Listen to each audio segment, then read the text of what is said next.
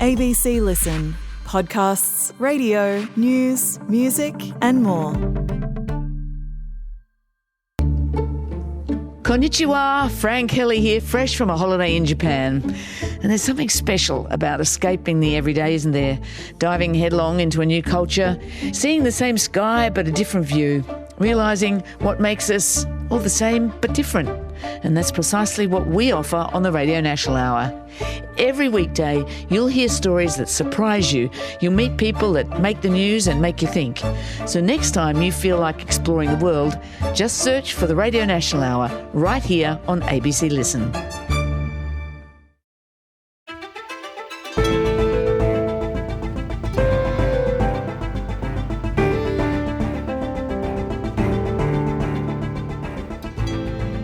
The NDIS is about to be slashed. But what tool will the government use to figure out who gets to stay and who doesn't? Today we speak to Martin Laverty, an architect of the scheme and now head of Aruma, a disability services provider, about what to expect, and to Jess Howlett, who has autism, about her fears she'll be unfairly removed. I'm Sam Hawley on Gadigal land in Sydney. This is ABC News Daily.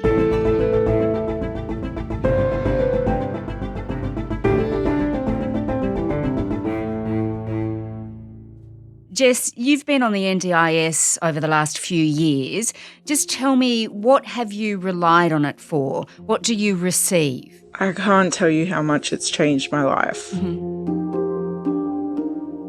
So in my plan, I get funding for occupational therapy and psychology.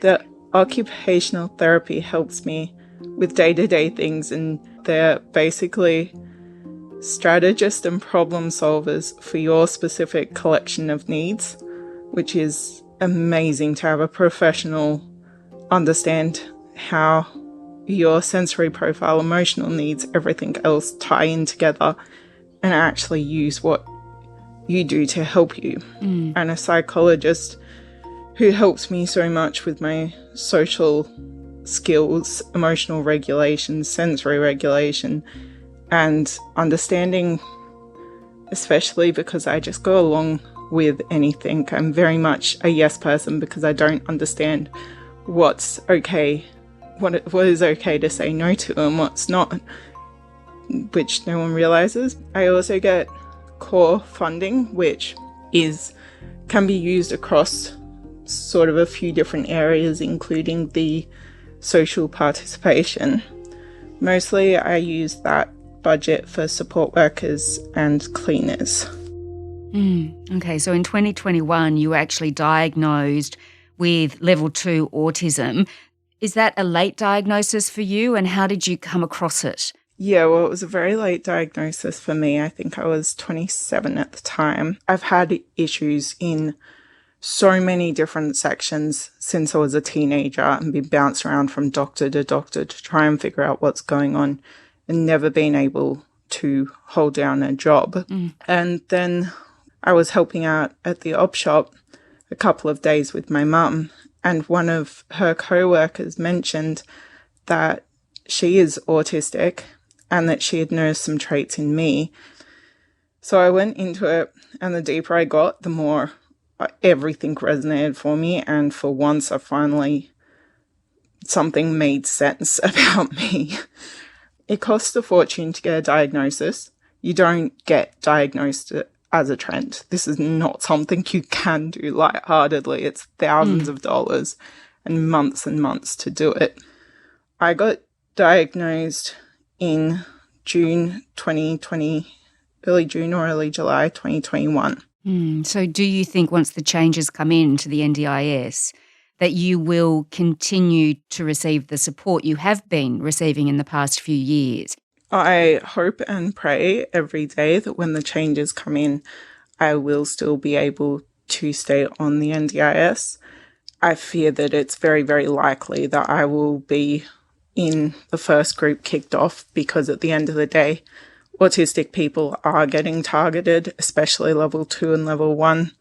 Invisible illnesses in general are nowhere near as recognised as physical disabilities. It doesn't have to be external for it to have a very significant impact on my daily ability.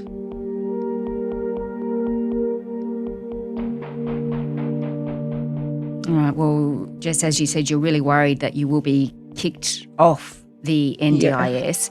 Now, the government says there will be other programs for people who get diverted off. Do you feel confident in any way that you will get the support you need somewhere else if that was the outcome? I don't feel confident at all. If I was able to access this support without the NDIS, I absolutely would be.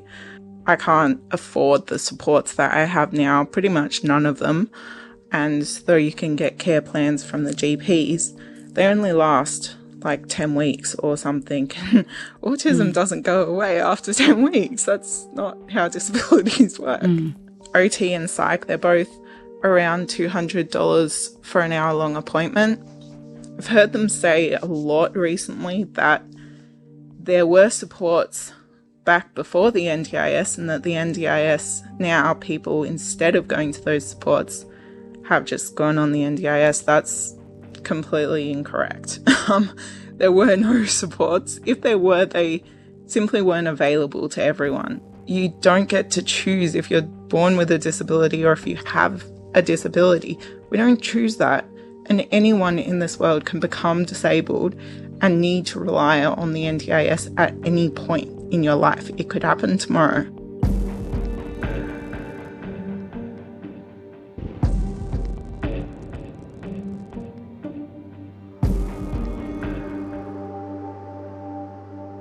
G'day, I'm Dr. Martin Laverty. I'm the Chief Executive of Aruma, which is one of the nation's largest not-for-profit disability organisations, and I was also honoured to be part of establishing the NDIS and served on its board for 8 years. Martin, 160,000 people are about to be kicked off the NDIS. So what I want to do with you is have a look at how the government will determine who gets to stay and who goes. In your view, the system was in part flawed because a person's diagnosis isn't necessarily tied to their functional capacity. Now, you've given an example of a person you know with Down syndrome. So just explain that. I'm going to give an illustration of two people that I know really well. One person I've known my entire life. Both of them have Down syndrome, both roughly the same age. One person's functional capacity is significantly impaired. This person lives in 24-hour accommodation. They're now experiencing deteriorating health. There is no doubt that in the future the NDIS will be there for this person. Now, the other person, roughly the same age, same diagnostic condition, works, lives independently, has their licence, is truly engaging in the social activities of their local community. Now, Sam, there's been a whole lot of family involvement, and the social support for this person over decades has been immense, but it's not necessarily involved the contribution of the taxpayer. So I'm arguing that it needn't be diagnosis that is the entry point to the NDIS. Instead, getting back to the original idea of the Productivity Commission to assess the functional impairment to determine eligibility, and then to determine what's the right volume of support needs to determine the size of a participant's plan. Okay, so when everyone on the NDIS has to reapply to determine whether or not they can stay on it, they are the sort of questions that will be asked. Just tell me about a tool that could be used here. You've looked at the World Health Organization test on this. How would that work? Well, Sam, we have to acknowledge first a stunning information vacuum. Minister Butler has announced that there will be a functional capacity assessment tool to apply from about 2028. But today we don't know what that tool is. We don't know how it will operate. I'm terms of eligibility, that is something obviously we need to work through much more carefully with the community and with states. We want to have that work supported by a technical advisory group. Over the coming months, we will work on an objective assessment tool, and I would expect that to be in place for 2028. Now, that will govern entry to the scheme, in my expectation, from the 1st of January 2028, and will be the tool that governs reassessment of people, which happens at the end of their plans. So I'm really concerned that there's hundreds of thousands of people with disability today that just don't know how this is going to work, and that's creating extraordinary uncertainty. So let's try and piece together what might happen. The World Health Organisation's Disability Assessment Schedule, known as the NDIS, it's been around for some years. It looks at 6 different areas to assess a person's functional impairment, and those 6 areas are the cognition, looking at mobility, the ability to self-care, communication, participation in normal life activities, and social engagement. Now, it's likely that this NDIS or a NDIS adaptation could be used to assess the functional capacity to determine eligibility for the scheme.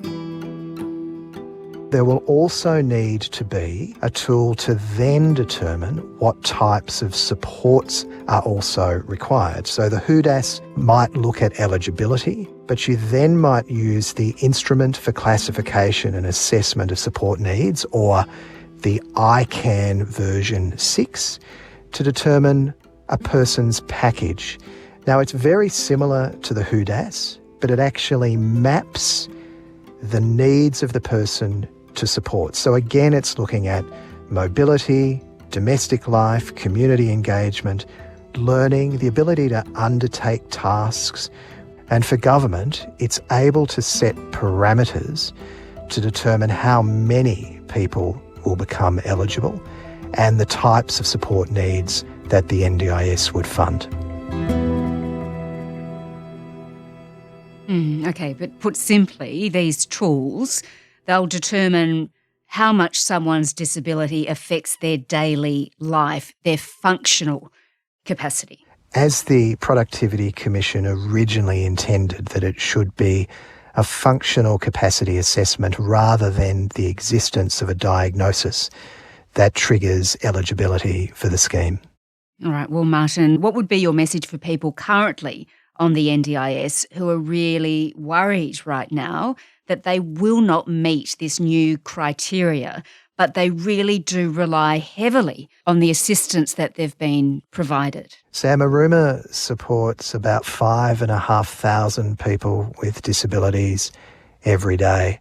Since the announcements of NDIS reforms last week, I've been inundated with the uncertainty that those supported by Aruma are feeling about the future. It's not clear to those that I am closest to, and for those families, those mums and dads of children in particular, this uncertainty really regrettably is going to continue for upwards of 18 months, 2 years. I urge the government to, as soon as possible, make clear the direction about how the functional capacity assessment is going to be made.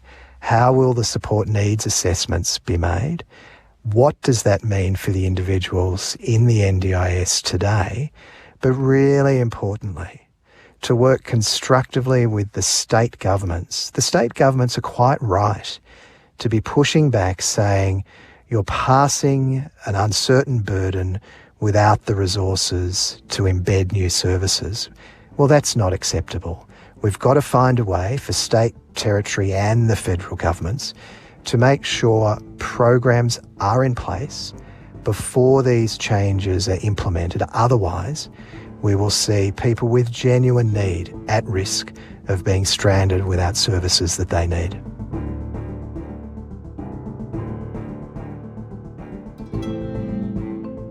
Martin Laverty is the Chief Executive of disability accommodation and services provider, Aruma.